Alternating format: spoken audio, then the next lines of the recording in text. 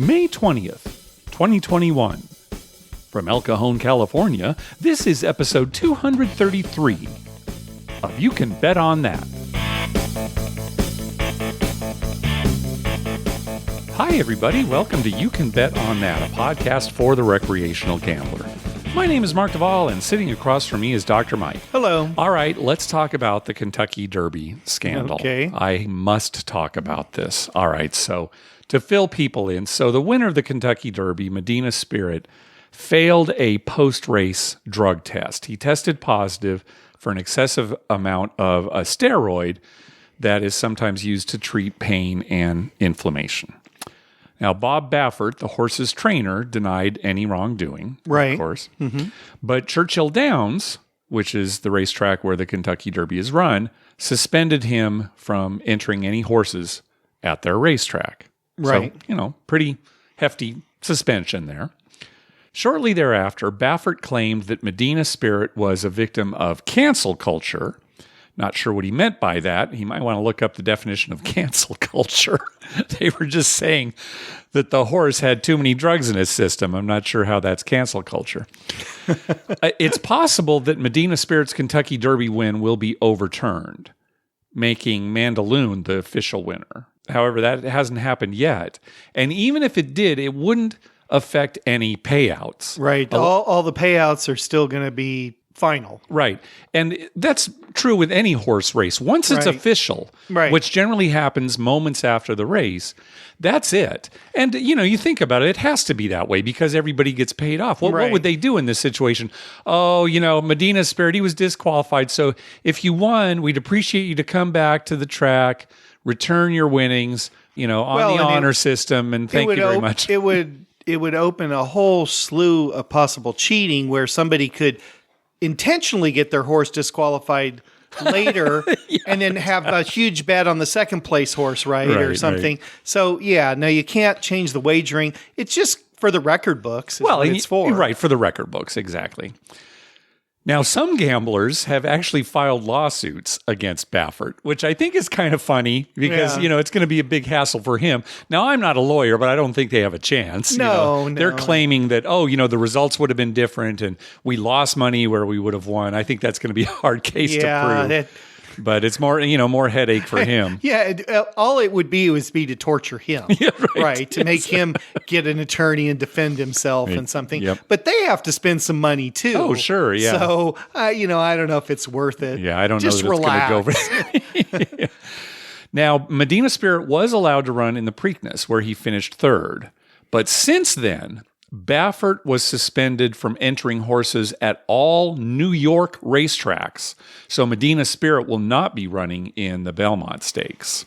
So, another suspension there. Mike, this is not the first time Baffert has been scrutinized for doping his horses. So is he guilty? I think that he is. He's claiming that he doesn't know anything about it. Well, the buck stops with him, right? He's the trainer of these horses, right? Sure. So you could argue all these things. Oh, he was set up. Was he set up even with all these previous investigations? Was somebody working for him doing it, without him knowing? All these things are remotely possible, but, I think that... it's hard to say, really, 100%, but you can be pretty certain, I guess, that he knew something was going on. I've got a couple of things to mention for you. Ahead. Things that you probably haven't thought of, Mark. Thank you. So think of this. Number one, steroids do not increase your productivity or enhance your ability a la Barry Bonds. We all know that Barry Bonds didn't take steroids. And Mark McGuire, I'm just going to start naming some names of people who, they had steroids in them, but it didn't enhance them at all. Oh, okay. So, the horse probably would have ran the same with or without the steroids. So that's the first thing that didn't occur to me. Thank you for calling that to my attention. The second thing is that he got the steroids through butt cream. And who of us, between you and I in this room, who hasn't put butt cream on their, behind and then the next day felt pretty good? Yeah. All their aches and pains are gone. And sure, he had some steroids in him, but It was just butt cream. Okay. That's what I heard Baffert said. Thank you for bringing those facts to my attention because, that did not occur to me. How much butt cream do you have to put where the steroids actually get into your system and then test positive after the race? And when did he put the butt cream on? I mean, was that like right before he goes out? I think it would be the night before. If you're asking me about butt cream application, I'm thinking the night before. Some helper guy slaps him as he's getting out of the train. Have a good race. I heard, and I'm not joking about that. Baffert said it was steroids in the butt cream, and I don't know, how does that get in your system? Why even say anything? See, this to me makes him look more guilty. Right. And I'm sure there are a lot of Baffert faithful out there, who are rooting for him. That's fine, right? I'm not a court of law here. I'm not out to prove anything. But this is a pretty bad thing to happen to a sport that's been struggling with bad PR the last few years. Sure. It's kind of a waning sport. There were a lot of horses that died at Santa Anita a couple years ago. And now bettors are going to think, in a feature race like the Kentucky Derby, there's cheating. So what are the chances there's cheating in the third at Del Mar on a Wednesday or something, right? Well, yeah, there's probably cheating. This really makes me angry. Any kind of cheating at this level makes me angry. It's kind of like Lance Armstrong, right? Especially, he denied it for so many years, things like that. Yeah, the steroids in Major League Baseball, the Astros cheating, stealing signs, that kind of thing. Right. That kind of stuff makes me so angry. And yeah, I'm a big baseball, since we're talking about baseball, I'm a big baseball fan. I still am. I love the game, but I hate that kind of thing. And boy, do I sure hate this happening right now. Well, the thing that I hate about it is if you cheat and you don't get caught, you're still a cheater. If you cheat and get caught, you're an idiot and a cheater because you've just tarnished everything you've done, right? Yeah. It means nothing. It's like Lance Armstrong's wins mean nothing if you're cheating. Yeah. And you make a good point, Mike. There are plenty of cheaters out there that don't get caught. Well, we're talking about these big scandals. I'm sure baseball was full of them. Oh, yeah. And that depresses me quite a bit. It really does. And this thing with the Kentucky Derby just makes me so angry, again, because, of all the sport. Now, I'm not big on horse racing. We've talked about that. I don't really bet on horses anymore, right? But it's not like hey, good, this happened to, horse racing. Right. Maybe this will be its downfall. No, it just makes me angry and it makes me feel bad about the human race in general. And I can go on and how it affects me deeply. Well, the thing about steroids too, Mark, I've always thought they shouldn't label it performance enhancing. Mm-hmm. Because actually what steroids do is they're an anti-inflammatory. So they help you heal faster. And so you don't suffer the pain that you would without the steroids. Okay, right. So if your knees are bad and you take steroids to enhance your performance, it's not that they made you a better batter. It's just that they made you not have pain while you were batting and your muscles healed quicker. Right. So for an older person or somebody, it does make you better. But it's than you would be without it. So performance enhancing may not be terribly descriptive. Right. It makes it almost sound like, I swing the bat faster. Right. But you in still fact, have the ability. You'd be swinging the bat slower without them because of the inflammation, and the pain, and that kind of thing. That it would, And you could argue the same thing with the horse, right? The horse, okay, it doesn't make him run faster. No. But it makes him run faster than he would with the pain and the inflammation. Right. It's the pain that stops you from performing. Yeah. So, they're a pain blocker is basically what they are. Yeah. Well, anyway, I just get a kick out of it was butt cream. That's his excuse. Come up with something better than that. Yeah, or don't say anything. Right. Don't say anything. God, so think about all the diaper derbies in America over the years where some kid won strictly because, his mom used the right kind of butt cream. Yeah. And, some other kid who got talcum powder and no butt cream, he lost. The record books need to be changed, Mark. Yeah, all the county fairs around the world. It's all a farce. All right. Well, I felt the need to talk about this because it makes me so angry, but let's move on. But let's keep the negativity going. Mike, you had something to say about people on the road and people at the table. Right. I was driving home from Harrah's Ringcon one night where I had just run up there and got my free plane. I was driving back, and I was there so quick that it really wasn't dark yet. I left work and went up there, and I'm driving back. It's like twilight. Okay. And I'm going up that hill, and people who, have been there know that the road is not the greatest. Yeah, right. Very close to the casino as you're arriving or when you're leaving. It's quite a mountain, and it's quite windy. And there's a lot of blind curves where you can't see what's coming until it's there. Yeah, and the edge of the road is essentially a cliff. Right, is essentially a cliff. Yeah. Right. And there have been accidents. There's a lot of, little memorials along that road where people have died. Yep.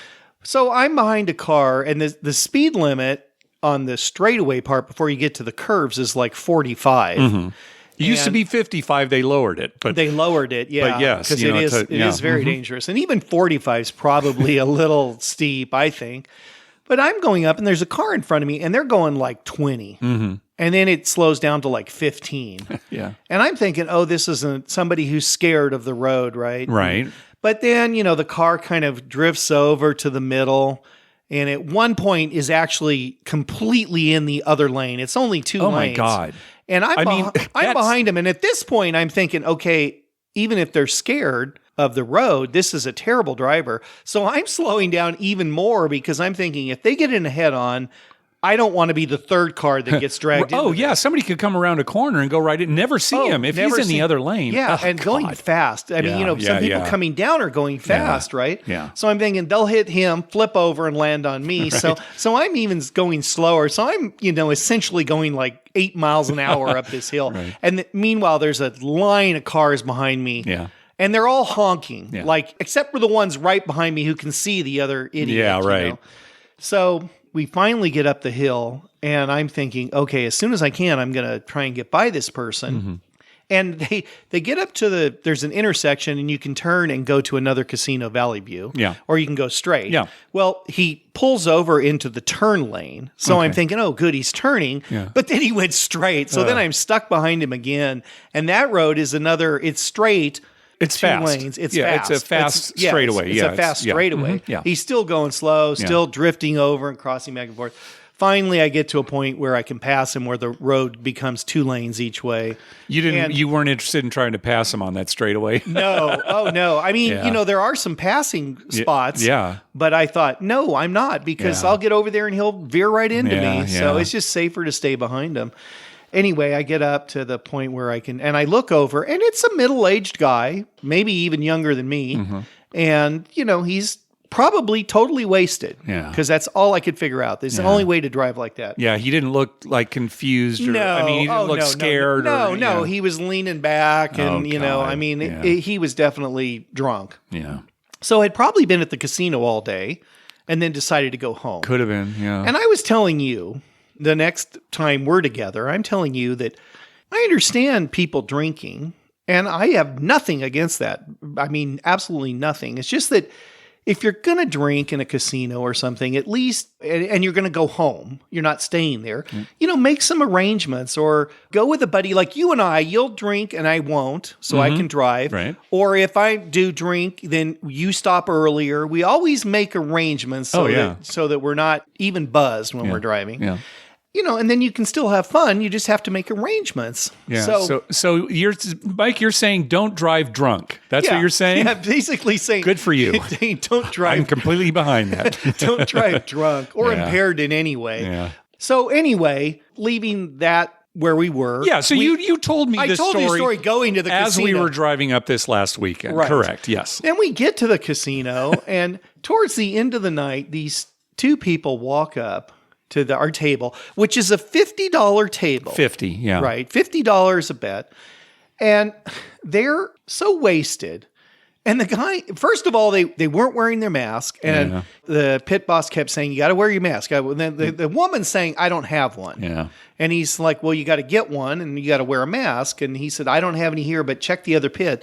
They probably have some. Yeah. They used to just give them out, but I think now they're getting where they're not handing them out as frequently. Right, because we're probably getting close to the point where we won't have to wear them anymore. We won't have to wear them, so they're not stocking up on masks at the casino. And she's putting up a big to-do about it. And then the guys guy's not wearing his. He has one, but he's not wearing it. Meanwhile, you're on kind of a time schedule at this point, right? It's getting late, and you do need to get going. Yeah, I wanted to keep playing because I want to, and the game just slowed down. Yeah, you want kind of a quick game at that point, sure. Slowed down to a crawl. Yeah. And then the guy buys in for $100, and we've gone over this before. You're playing at a $50 table where every bet has to be $50. $100 is not enough money. No. And then they say it's a $50 table. He says, okay. And he hands them the $100 in chips and wants all the numbers. Mm-hmm. And they're like, no, it's $50 on every number. I know I gave you 100. That's what he said. I know I gave you 100. Yeah, so you can get 2 numbers. No, I want them all. And it's a back and forth. It was so annoying and they were so wasted. And then as we're driving home, I was so mad. Yeah. And I'm telling you, I took everything I said about drinking away. Because on a previous episode, you were saying you kind of miss the, in Vegas and everybody drinking and having a good time and being loud. So you took it all back. I took it all back on that drive. I said, forget, you shouldn't even allow drinking. There should be no booze allowed in the casino.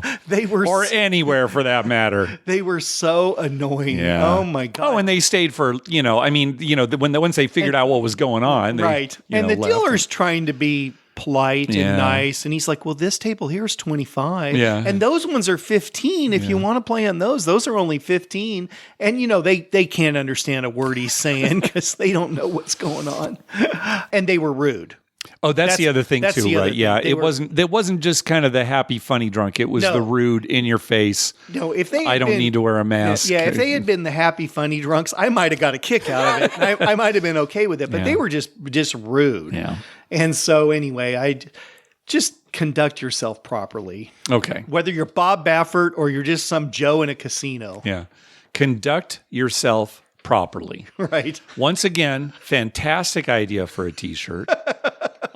That might be the best one. Yeah. I'm just going to have that. Conduct yourself properly. All right. Hey, thanks to everyone who's been clicking through our Amazon link. Remember, whenever you're going to buy something through Amazon, please go to our page first. YouCanBetOnThat.com and click through our Amazon link towards the top of the page. All right, let's move on to some voicemails. First up is Jason. Hey, gentlemen, Jason out of Michigan. Finally heading back out to Las Vegas for the holiday weekend coming up. Super excited to actually take a trip and go somewhere. I got a question for you on craps. I've played a little, but nowhere near as much as you guys and don't know all the rules. But how does it work when you have a point established, a 6, an 8, whatever it is? You have money either on the pass line and you got your odds behind it, or you walk up to the table during the roll and you have no money at all. Can you put money on the pass line, and can you move your odds up and down behind the line during a roll? Obviously, with other card games, you are not allowed to do that because you're changing, the outcome, so to speak, of the hand. But in craps, I know it's a fluid game, and wondering how that works. And then also, just give me one little hidden gem, a casino on the Strip or downtown that you say you got to hit while you're out there that most people don't know about. I'd like to check something out when I'm out there that's new. Thanks. Have a good day. All right, let's handle that last question first. And I'll go ahead and answer first because I know this is the first time you've heard the question. Maybe you can think about it. I was thinking maybe just Golden Gate downtown. Yeah. Just because, it's a small casino, kind of intimate, but also a lot of energy. They've got the loud music and the dancing dealers at night. And we love playing craps there, So, if it's a Friday or Saturday night, that's a fun place. Yeah. And maybe Ellis Island too, which is just a little bit off strip.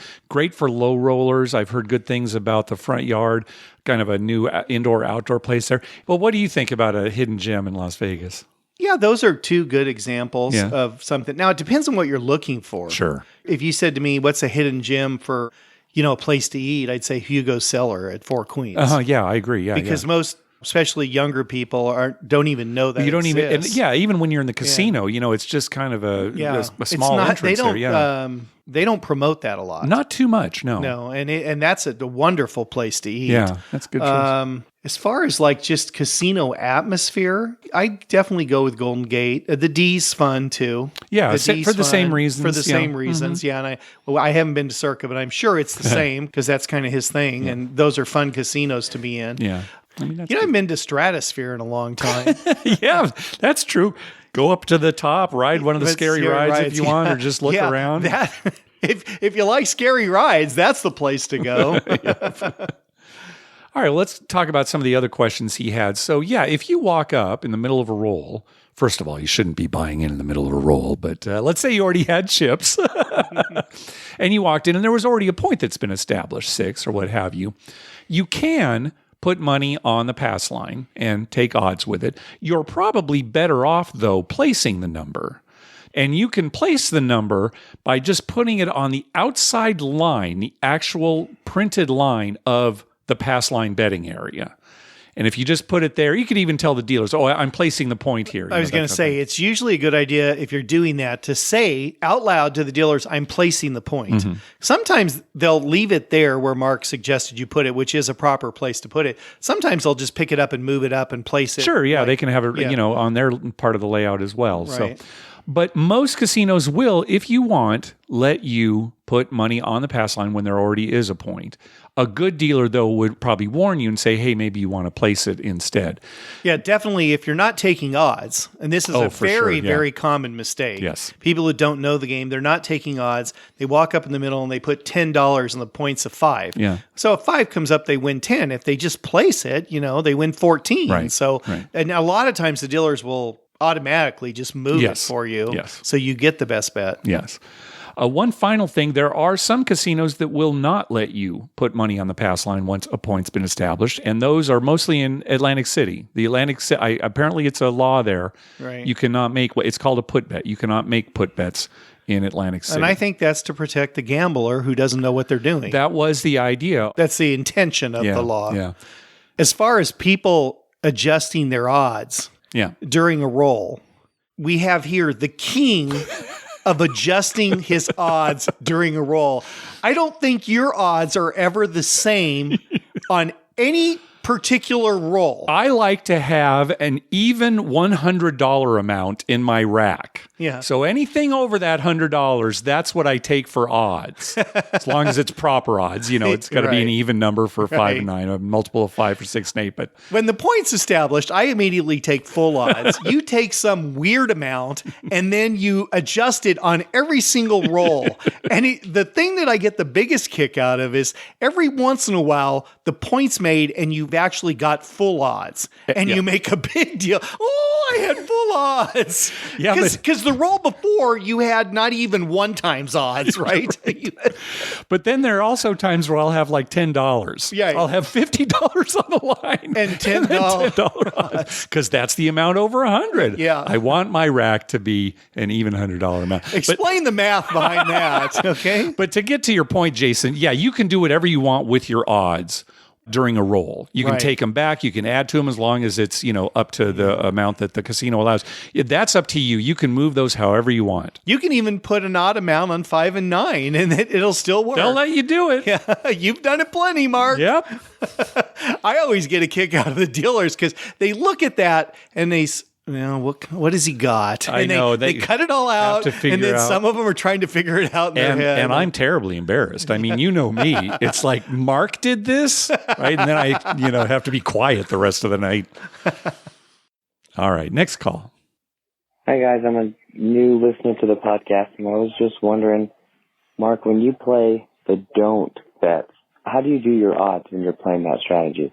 I heard you talk on the last episode how you don't double down and you'll wait out a hot roller, but how are you doing the odds when you do play the don't strategy? Thanks for the tips. Okay, so I've been playing the don't quite a bit lately. We've also been playing at $50 tables recently, which is pretty high, but I've been having a pretty good year. So, I stick with you on these $50 tables. Right. But when I'm taking odds on the don't, I'm taking single odds. So what that means is, again, I've got a $50 don't pass or don't come. If the point is 6 or 8, I lay 60 against it. So you win 50 on the You odds. basically want to win $50 on your flat bet and $50 on your odds. Right. So you're putting whatever odds is going to give you a $50 payout. Exactly. So on the 5 and 9, I'm laying 75 odds. Right. That'll pay 50. And on the 4 and 10, I'm laying 100 odds. That'll pay 50. So yeah, that's single odds. So I don't get too much out there, but that's what I'm doing right now. And funny thing about the don't is you're never adjusting those because you have to hand it to the dealer and they put it up by them. So it's not easy access to adjust. Yeah, there are some casinos like, most are not like this, but the Harrah's Southern California, the don't pass and the don't come are one single area. So even if you're making a don't pass bet, when the point is established, they actually take your money and move it up to the point behind the number. Right. It's not usually the way a layout is, but again, at Harrah's Southern California, don't pass, don't come. It's just one area. Right. Yeah. That's maybe a advantage play you should think about. At Harrah's, you ask them to leave your money there. Then if the dice hit them and it's a 7 out, you say, "Oh, I was adding to my odds." I didn't have a don't come bet. So I need to ask them to leave the money in the don't pass, don't come area Right. for every one of my bets. Right. No, that's on the 5. This one over here, that's on the 6. Yeah, that way you can Keep your hands off my chips. you can confuse them enough that you'll always win, Mark. Okay, I'll try You that should this weekend. Try that. Yeah, see if you can push the house a little bit. All right. Good idea, Mike. All right, next up is Andrew. Hey, Mark and Dr. Mike. This is Andrew from New Jersey. First-time caller. Love the show. Just want to follow up on a couple calls from your episode last week. One of them at Harrah's in New Jersey. I've kind of stayed away from Harrah's and the Caesars properties as their odds and offerings to table game players and slot players specifically has kind of gone down the past few years, but decided to check them out because I heard the roll to win table was there. I was able to make a trip with my brother and played that table for a good 4 hours or so and was noticing, just like your caller had mentioned the last time, that you were not earning any tier credits for your play there. I can confirm there was no signs anywhere posted about this, and that left me kind of bummed. I'm hoping that there's still some offers and mailers, things like that they'll give us for our play, but definitely gave them a significant amount of play, even with the $5 minimum. So we are open to hopefully get something back for that. One other note you mentioned for the roll to win the tables specifically is that it becomes really difficult to tip the dealers on those tables. They do have an option on this table specifically that had a little tip icon on the top right of the screen, but there was no real way to make a bet for the dealers. And I had asked the dealers about that, if there was a way to track that, and basically they told me they weren't sure, they didn't know. I ended up having to just place some bets on the layouts and then try to remember which ones were placed for the dealers and then just tip them the winnings. And I guess that could be a solution for Tim, who called afterwards last week as well, just about, trying to place that all-call small bet for the dealers and them giving him trouble saying, we can't bet this just for the dealer. I guess one way could be just you bet it yourself. And then if you win, you just tip the dealer all of the winnings. So not sure if that was an issue with just being a single dollar, if they had a $5 minimum on all those bets, but just another potential way that he could be able to tip the dealers. All right. Thanks a lot. Love the show. Look forward to the next episode. Bye-bye. Yeah, so whether or not you can tip on a roll-to-win table will depend on the software. I think most roll-to-win tables are being upgraded to the latest software, so there is a little tip section there where you can tip the dealer. But Andrew makes a good point. You can't actually make a bet for them unless you were to say, "Oh, okay, I'm going to place the 6, and if it hits, I'm going to tip you the amount." Right. I mean, you have to announce it ahead of time to get any credit for if it loses, right? If that's what you want, it's credit for it. Otherwise, you don't say anything. It hits, and So At the end of a session, you've been there 4 hours. You just look at them and like, "Man, I tipped you guys $500. You never won once. Not one time. Not one time did you win." And then what Andrew suggested on our last episode, Tim was talking about how he couldn't make an all small tall bet for the dealers if there wasn't another player already on that. And so Andrew was suggesting kind of the same thing, like, okay, I'm going to make the all small tall, And if it hits, I'll give it to you. Or maybe you don't say anything because then they won't book it. Oh, well, if it's for us, then we won't book it. Yeah. But then again, do you get credit for it if you don't say anything? Well, then it brings up the moral dilemma. When it hits, you're like, no. See, that's the thing. I'm taking that $1,000. That was actually a pretty good hit. I think I'm good. Thank you. Color up, please. Right. Well, I'll tell you what. It's an interesting he brought this up. There's a guy at Harrah's Rincon who's there mostly in the day. I don't think you see him much, Mark, but I've seen him several times. He loves the roll to win. And what he does, it's right next to the regular craps table. Yeah. He just, in between a roll or something, he runs over to the regular craps table and then makes a bet for the dealers on the regular craps table. Oh, okay. So he has chips in his hand, I guess, from, wherever else he's been playing. Sometimes he has cash. Yeah. But he runs over there. He says, $18 inside for the dealers. Oh, okay. Right? Yeah. Then he goes back and plays his table. Oh, okay. Because they split their tips. Yeah. So it doesn't matter, that he doesn't bet it on that table. Yeah, yeah. He just does it on another table. And he does that periodically. It's pretty interesting. That's actually a good thing. At one time, he's a pretty big player. Yeah. At one time, he had 135 across. For the dealers? For the dealers. Oh, wow, nice. And he told them to parlay them all once. And then collect. Okay. And so if a 5 hit, parlay it. If it hits again, take it down. Okay. Completely, the bet and the winnings. And, the dealers are intently keeping track of everything. Yeah. So that's another way to do it. Yeah, not a bad idea. Well, getting back to the roll to win table that Andrew is playing at, where you don't get any credit.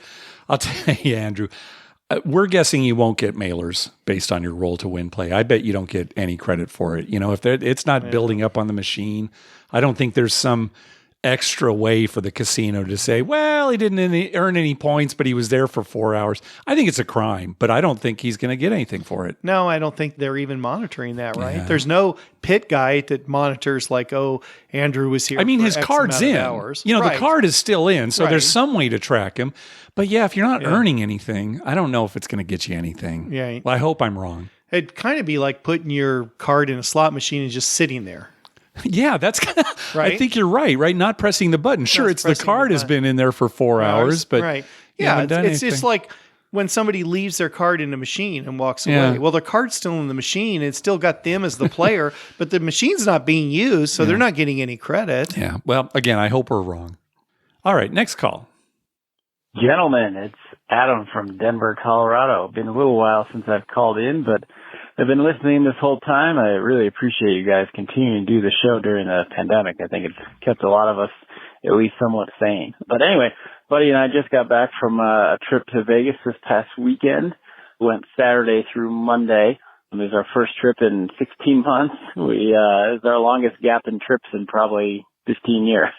But both vaccinated, so headed out there. They changed up our flights, and our flight actually landed at 6:50 in the morning on Saturday. So we were at the craps table with drinks and dice in hand by about 7:30. So started at the Excalibur. Did pretty good there, $10 table, both up pretty nicely for us low rollers. Then just kind of made our way up the strip. Table limits were at least $10 pretty much everywhere, and a lot of places were 15. In fact, later in the day it was pretty much only 15. And then we went down to Fremont Street, and even there it was $10 minimums at least, and a lot of them were 15. I mean, heck, even El Cortez was $15 minimums, which is crazy to me. But anyway, got to check out Circa, which is great. The craft tables were all actually full there, so didn't get on a table.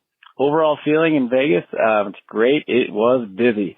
It was great to see, but for anybody who may still be a little anxious about being in crowds, I would not recommend going, as it was very busy everywhere we went. But good to see, good for all the workers there too. One thing I was kind of wondering about is, I think the majority of the casinos, both Strip and Fremont, had the plastic dividers on the craps tables, which I was a little concerned about, but I was surprised. They didn't actually take away from the kind of jovial atmosphere as much as I thought they might. I mean, I still think they're kind of security theater, but anyway, I was pleasantly surprised that the tables were still all very boisterous, and with the dividers, it actually allowed the tables to have more people on each side. In fact, dividers allowed for at least 4, and some of the tables even had 5 on each side. So anyway, overall, great trip. gambling wise, not so much, but we were just happy to get back there and throw dice around and had a great time, and happy to see Vegas really on its way back. So anyway, thanks for all you guys do, and keep up the good work. All right, take it easy. Yeah, Vegas is very quickly trying to get back to normal. The plastic dividers are coming down. Right. In fact, they are here too. Yeah. I heard somebody told me that Viejas took all theirs down. Okay, yeah. If there are any plastic dividers still up in Vegas, and they may all be down, but if there are any left over, I imagine by the end of June they'll be gone because they're getting rid of masks now and right. everything. So and if it's crowded, it sounds like it's going to be back to normal, quote unquote. So we're seeing the surge. I've been reading articles about all kinds of restaurant surge, airplane surge, gambling surge. Everyone wants to go do the things they couldn't do before. Sure. And so now, it's hard to get flights. Right. And, they're booked. a lot of people have had both shots. Right. And so, we're getting back there. So good news overall. Good news. Yeah. I think I saw an article where airplanes were going to weigh people. Now, there was some talk about weighing passengers for flights. So like how baggage, they can only have so much weight on a plane. Yeah. And so they were going to weigh people and stuff. It was some article that somebody wrote. So casinos should do that too. What they should do at the craps table, Mark, is they should measure you. Girth. They should measure your girth. Your girth, you say. Yeah. And then decide how many can play on a side. If your friends are all real skinny, we can get 12 of you on this side. Yeah. If you're a bunch of big guys, it's like, 3. 3's good. All right. I guess I'll start eating a lot more. Yeah. And then I think I like that idea. Yeah, there you go. You'll have more room. We've got girth for 4 over here on table 6. Girth for 4. All right. Next call. Hey, Mark and Dr. Mike. This is Alex from Atlanta, Georgia. Wanted to give a brief trip report. I was in Cherokee Casino this past weekend. Cherokee came out on top. I ended up losing. It wasn't too bad, but I did experience something you mentioned in the last episode about getting paid when you're not supposed to get paid and what do you do. So I had the all tall small bet, and then it lost on a 7 out, but the dealers forgot to take mine down. And lo and behold, the next shooter ended up hitting one side of the bet, and I got paid off on it, and I never put it back up. So I didn't say anything, and I just collected my chips. So, I think it would have been weird home like, oh, no, I didn't have any bet placed up there. Take it back. So I just kept quiet.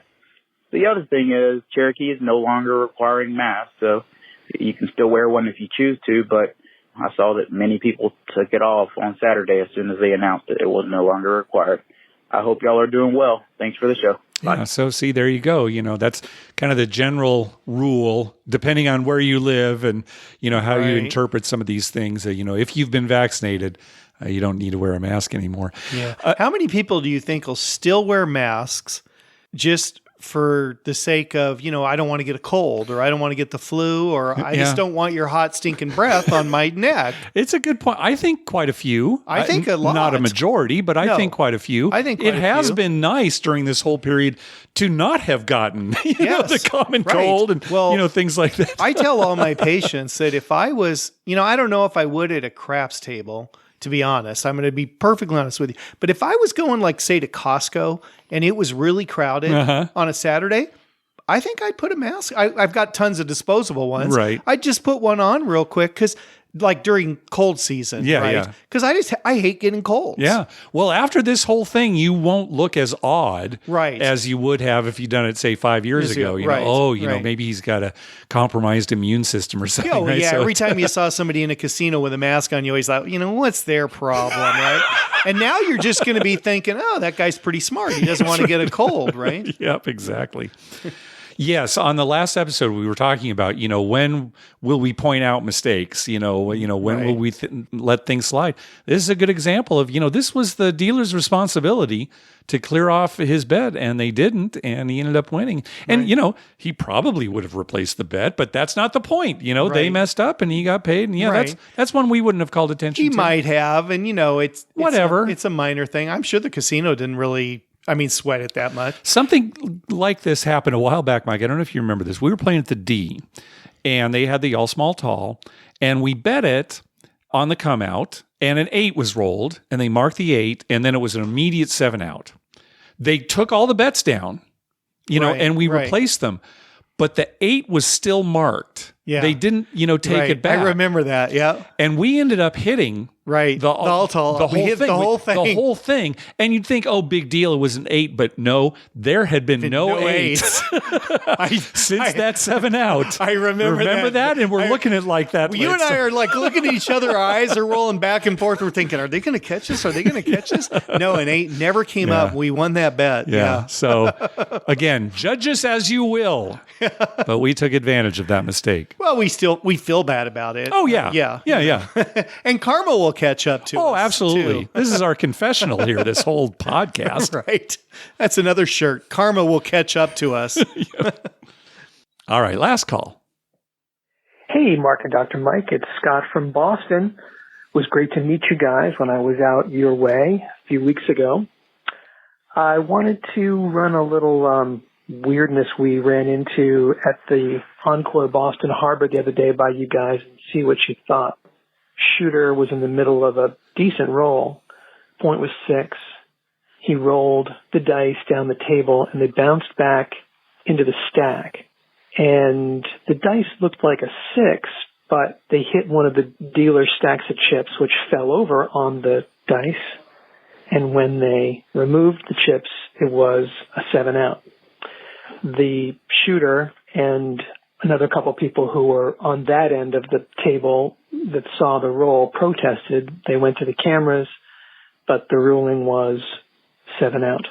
I wonder if you guys have been in that situation before and if you think the casino did the right thing. To me, a no roll would have been a more appropriate call in that case, but love to hear your opinion. Hope you guys are having better luck these days, and I will definitely give you a holler next time I'm headed west.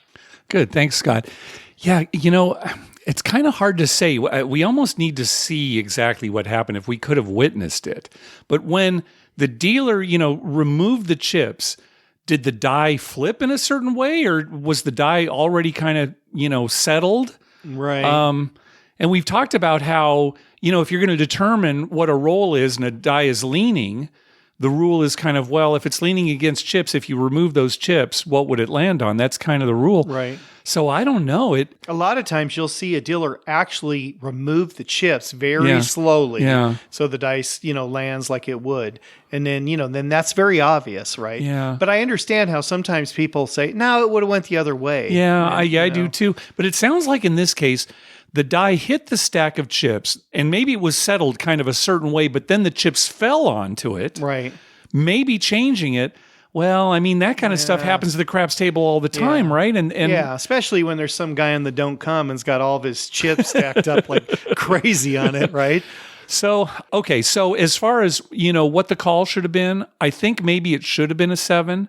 But again, since this was kind of a crazy situation, yeah, I think the casino probably should have said, okay, no roll. If I was a pit boss and even one person had a dispute, like somebody just said, oh, no, I don't think it should have been that, I would say, okay, fine, no roll. Yeah. This seemed like a case where maybe you could argue with it, that even though, based on everything we normally do, the roll is a 7. If you're the pit boss, you just say, okay, no roll. Give him the dice back. The guy rolls, 7 comes up, and you, yes! I told you. I'd love to see a pit do that. 6 ace in your face. I'd get a biggest kick out of that. But yeah, it's going to depend on how much discretion the pit has to make a decision like that, or whatever. Right. I would hope they'd give them. They could do anything they want because in the long run, like we've said a million times, they're getting their money. Yeah. Oh. Yeah. Well, it's like the drunk people at the table driving me crazy, right? Honestly, it's exactly the same. Can we just kick them out? Can the pit just have kicked them out? Oh, okay. So you're saying that the reason these stories are exactly the same, right, is because the pit can decide what happens. Yeah, the pit should the roll just of the dice them out. or the drunk people at the table. Yeah, just kick them out. Let's keep our players happy and get rid of the idiots. Some way, it's weird though, because in some way it would be a free roll for the players, because if it had been the point, right, and they decided that's what it was, then the players would have gotten paid. Now you could argue that the casino's also free rolling in that they could have said no roll on, the 6. Right. And then the next roll's a 7. It could go either way. But anyway, I think they should have, just said no roll, but whatever. All right. Well, that's going to do it for this episode. We want to thank some people for some recurring PayPal donations. Justin, Robin from Anytime Gambling, Nathan, Brian Dancer, Brian and Sarah, and Josh. Thanks for those recurring donations. We also got a karma donation from Kevin and Kelly. First trip to Vegas tomorrow since December 2019. Eek. Yeah, it's been a long time for a lot of people for that. Well, good luck on your trip. Also, a donation from John. Karma for first Vegas trip, actually first casino trip of any kind, since the summit in October 2019. Wow. That seems like a million years ago, doesn't it? We were there.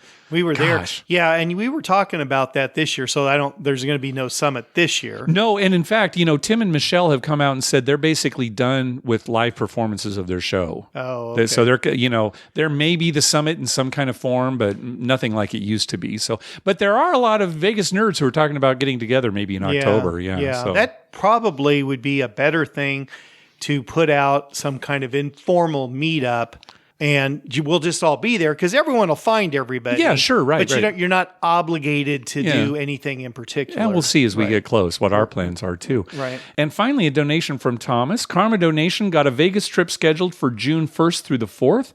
Keep up the great work on the pod. Thanks for all you do. Well, thank you very much, Thomas. Good luck on your trip.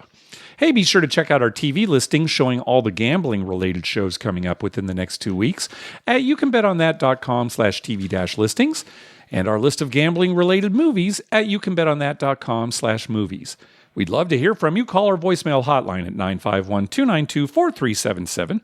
That's 9512-WAGERS. 9512-WAGERS. Or you can email us at youcanbetonThat@gmail.com. You can also follow us on Twitter at youcanbetonThat and on Facebook at facebook.com/youcanbetonThat.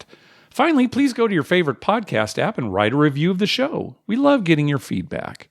Dr. Mike? I'll tell you, Mark, I would be remiss if I didn't mention that you will never test positive for steroids from butt cream because you are so hot right now. The butt cream would evaporate as soon as it hits your butt. I mean, you're hotter than hell. The butt cream wouldn't have a chance because the horseshoe that's stuck upside you is sticking out so far. Oh my God. I'm having a good year. You're having a monster year. Yeah. I'm telling you, you cannot make a bad decision. It's weird. Yeah. It's very, very weird. But for the last several months now, I'm not talking weeks, I'm talking months. If you move a bet to somewhere, that's the right move. Yeah, I'm on a tear. You have not made any wrong moves. And you don't have a pattern. It's not like you're following any particular pattern. It's just like you're just making the right moves at the right time. Yeah, it's been, good luck. And I'm not really... Okay, so we have been playing at limits that are generally a little higher than I play because of the pandemic and everything. But I'm not going crazy. I'm sticking with, basically the lowest bets I can make. If you were going crazy, you'd be retiring. Yeah. Okay. Yes. Well, thank you. It has been a good year so far. It has been a very good year for you and has also been a very good year for our San Diego Padres. Yes. All right. You were kind of down on them for a while there. And I'm still going to be. I'm going to give them the business until the very end because that's the only way they'll win. Yeah. The moment we get complacent, that's when we'll lose. I'm glad you brought that up, Mike, because remember a few episodes ago we were talking about that no-hitter pool. Right. And how, man, no-hitters, they're so rare. How many have there been this season so far? I was listening to the telecast the other night. Yeah. Since 1900 or something, the average is about 4 no-hitters in a season, they said. Somewhere around 4. Yeah. Okay, we've already had 5. And we're still in May. Yeah. The most no-hitters in a season has been 7. Yeah, that's what I heard. Yeah. So, and the average was 3 or 4 or something. Yeah. So we're going to pass 7. I'm thinking by July. So this is going to be the most no-hitters, which kind of pisses me off a little. Why is that? Because it's the year the Padres got a no-hitter, yeah. right? Everyone's going to say, well, everyone was getting no-hitters that year, even the Padres. Yeah. It would have been better if, we had the only no-hitter, although we did have the first. Yeah, that's true. We did have the No-hitter first of the year, right? Yeah. And one of the no-hitters was in a doubleheader game, right? A Right. 7-inning Right. no-hitter. So do you count that? I don't know. Well, Whatever. yes, But still, you do. okay, fine. And as speaking of Joe Musgrove, who threw the no-hitter for the Padres, Yeah. today he pitched an excellent game. great game, yeah. He pitched 7 innings of one-hit ball. Yeah, it was so, terrific. yeah. They're definitely playing well, and I'm going to keep on their case until they win the whole thing. Okay. Because, as we all know, the person who bitches the most gets the most. We know that. Yep. So how do you want to sign this off? Go Dodgers? Go Dodgers. All right. Thanks for listening, everyone. Good night.